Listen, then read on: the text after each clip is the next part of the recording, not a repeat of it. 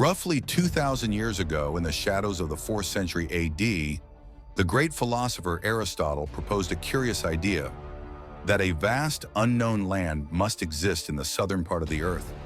A land so immense, it would balance the continents we already knew.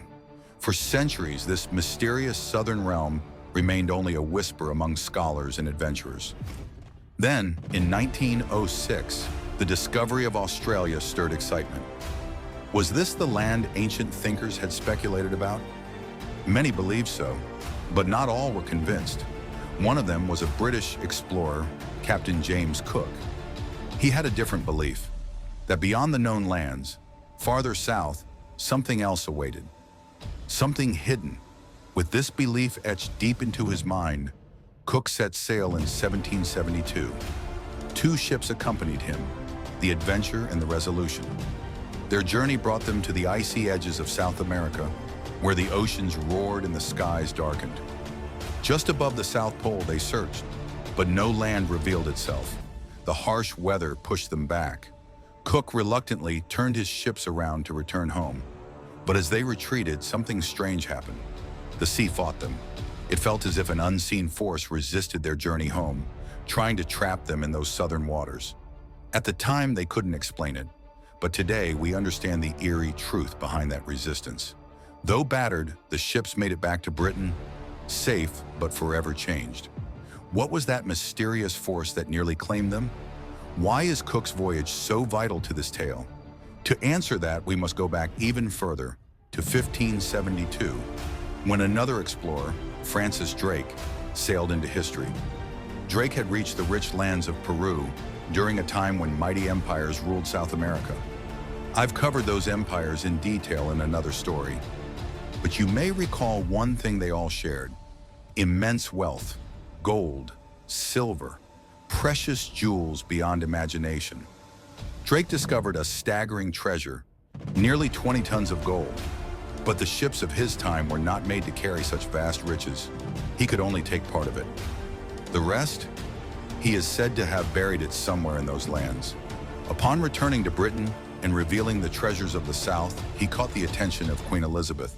She sent him again, this time on a bold mission known as the Voyage of Discovery. Officially, it was an expedition. Unofficially, it was a heist. Drake led 5 ships to the east coast of South America, a journey cloaked in conquest. They looted towns along the Atlantic, then turned south. Their eyes were set on Peru. By September 1578, they had reached the edge of a brutal gateway, a stretch of ocean later named the Drake Passage. But they didn't know what awaited them. 3 ships remained: the Elizabeth, the Pelican, and the Marigold. As they entered the passage, the sea unleashed its fury. Storm, not rare in those waters, came crashing down. The Marigold was shattered, lost to the sea. The Elizabeth was separated and vanished without a trace. Only the Pelican, with Francis Drake aboard, survived the chaos and drifted to an unknown land. That marked the grim end of their so-called Voyage of Discovery, a tragedy that became the first in a long series of disasters linked to the Drake Passage. Though some claim a Spanish explorer had sailed through the same waters 4 years prior, history would immortalize this stretch as the Drake Passage, named not for its discovery, but for the legacy of danger it revealed. From that moment on, the passage earned its infamy.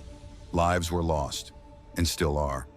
As recently as 2020, even modern vessels haven't escaped its wrath. In 2022, a freak wave struck an explorer ferry, claiming lives and injuring many. That day in 1578, it wasn't just the end of a voyage, it was the beginning of a curse. In the span of just the last 2 centuries, more than 600 souls, 607 to be precise, have met their end in the treacherous waters of the Drake Passage. And that's only what the records tell us. Before that, silence. No figures, no names. Just the chilling knowledge that the sea took many. How many? No one truly knows. The horrors of the Drake Passage were so profound, so constant, that the world sought an alternative, a way to escape its icy grip. Explorers, merchants, and empires alike realized the need for a shortcut, a safer corridor to the riches of Peru and the western lands of South America. And from this urgent desire, the world-famous Panama Canal was born. Yes, the Drake Passage, that stretch of chaos, was one of the key reasons for building the Panama Canal. It wasn't out of charity or to connect distant lands.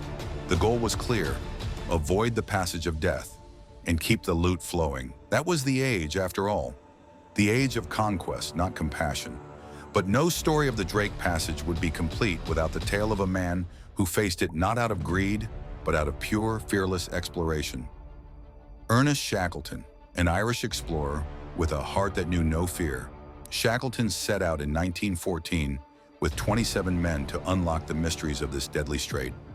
Back then, navigating the oceans was a game of chance. Sea maps were incomplete, depths unknown, weather patterns unpredictable. Shackleton's voyage wasn't just a journey, it was a leap into the abyss. His ship, the Endurance, would become legend. The distance from Cape Horn to Antarctica is around 800 kilometers. Today, that's a mere 2 or 3 day trip. But in those days, ships moved with the wind, not engines. Time crawled, and with every passing mile, the sea grew colder. Fog swallowed the horizon, the temperature dropped, and then the worst happened. Let me paint the picture. Today I stand on a massive modern vessel, a technological marvel. But even now I can't stand still. The Indian Ocean's monsoon shakes this giant like a leaf. If I tried to stand straight, I'd sway like the mast of a ship in a storm. Now imagine the Endurance, tiny by comparison, powered only by sails. Trapped in the most unforgiving sea on Earth, it didn't stand a chance. The ship collided with an iceberg and was locked in ice. Shackleton and his men camped on the frozen mass for nearly 3 months, hoping, praying, that the ice would release their ship. But nature showed no mercy. Finally, they made a decision that would echo through time. They abandoned the Endurance and set off in open lifeboats, braving the deadly waters. The rescue journey was more daring, more grueling than anything they had faced before. But somehow, they survived. The Endurance, however, did not. It was crushed by the ice and lost. And here's the twist. More than a century later, in 2022, the wreck was found, still intact, still bearing its name, Endurance, etched proudly on its stern like a ghost from another age. Explorers were stunned. It was as if the ship had been waiting to be found. This single voyage, though harrowing, helped map parts of the Drake Passage and understand its ferocity. Scientists and sailors alike began to ask, why is this place so brutal? What causes such unpredictable storms? Such towering waves, such freezing temperatures? And slowly they began to unravel its secrets. But here's something few people know. The Drake Passage isn't always a monster. There's a bit of sailor folklore surrounding it. 2 phrases whispered by those who pass through: Drake Shake and Drake Lake. If you're lucky and the sea is eerily calm, they call it Drake Lake, a rare, peaceful crossing. But when the sea roars, when it tosses ships and shakes the sky, that's Drake Shake. No scientific terms, just the words of those who've survived it. And every traveler who crosses it is asked the same question. Was it the lake or the shake? Let's now step into the heart of the mystery, the reason behind the Drake Passage's notorious danger. Look at the map closely. 3 colossal oceans meet here like titans converging for a battle. The Atlantic, sweeping in from the east, the Pacific, rolling in from the west, and the wild, freezing Southern Ocean that circles Antarctica with relentless fury. This region isn't just a passage, it's a pressure point of the planet. Antarctica, untouched and isolated, isn't connected to any other landmass because of this very passage. No warm currents reach it, no temperate breezes soothe its shores. What surrounds it are only glaciers and the icy breath of 3 oceans crashing into one another. Now imagine these giants colliding, the Pacific moving north to south, drifting westward, the Atlantic also moving south, but curling eastward. The Southern Ocean, colder than them all, sweeping in with its own fierce rhythm. When they meet, chaos is born. The temperature fluctuates violently, faster than the human body can adapt. In a matter of minutes, calm skies give way to clouds, and clouds twist themselves into monstrous storms. The kind of storms that can swallow ships, If you've seen my older videos on monsoons, and yes, I know I've mentioned quite a few of them today, you'll understand what I'm talking about. Right now, I'm standing on a modern ship being tossed around by the Indian Ocean's monsoon. The sea is alive, trembling beneath my feet. And this is nothing compared to what brews in the Drake Passage. The collision of these three oceans triggers a phenomenon few can imagine: freak waves, towering giants of water that rise between 65 and 100 feet. That's up to 35 meters high. From where I'm standing, 50 meters above sea level, I can tell you, a 30-meter wave hitting a ship, that's a full-on assault. It crashes down, smashing decks, twisting steel, and ripping ships apart like paper. But it doesn't stop there. The flow of water here is so furious, so intense, it defies logic. To put it in perspective, the mighty Amazon River flows at around 520 cubic feet per second. The current through the Drake Passage, it's nearly 600 times faster. Yes, 600. And this is what nearly ensnared Captain James Cook. You remember from the earlier part of this story, something unseen tried to hold his ships back. At the time, no one could explain it. Today, we know it was a force of nature, not myth, not legend, but something very real. Eddies. You might call them whirlpools. In the simplest terms, they're like the swirling water you see in a washing machine when the lid's open. Only here, they're vast, powerful, and terrifyingly unpredictable. Created by the collision of ocean currents, these eddies trap ships in spinning prisons. Once caught, even the most powerful vessels struggle to escape.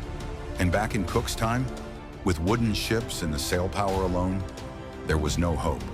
That's why he turned back. That's what stopped him.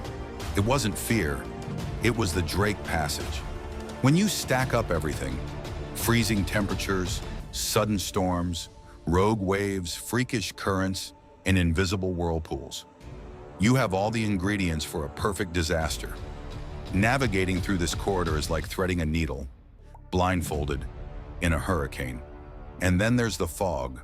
Born from the violent meeting of warm and cold air masses, it shrouds the sea in silence. Icebergs drift like ghosts, unseen until it's too late. Visibility? Sometimes just a few meters. Your engine roars, your radar flickers, but the sea doesn't care. In that moment, you're just a speck, a helpless speck. And when your ship slows, when you're dead in the water, lost in the mist, with waves rising all around you, you're a sitting duck, hunted by the sea. This has been the tale of the Drake Passage, a place where sailors vanish, where history repeats, and where the ocean still keeps its deepest secrets. If this journey fascinated you, then don't miss the stories I've shared before. From crossing the Bermuda Triangle to venturing into the world's most dangerous waters. Both are linked right here. Until next time, take care of yourselves. And as always, remember me in your prayers.